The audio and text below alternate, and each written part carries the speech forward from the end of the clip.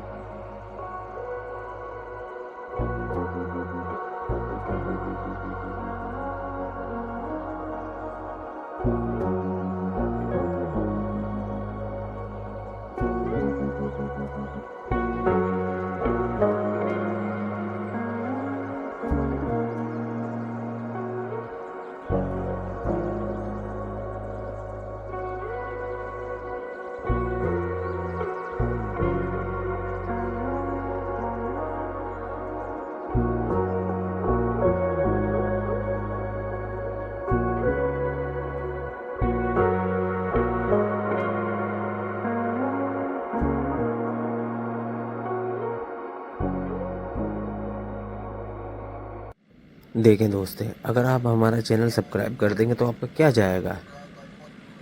आपके YouTube channel पर सिर्फ एक सब्सक्राइब बढ़ जाएगा, लेकिन उस सब्सक्राइब की वजह से मेरी लाइफ सेट हो जाएगी। दोस्तों please subscribe to watch my videos. Thank you.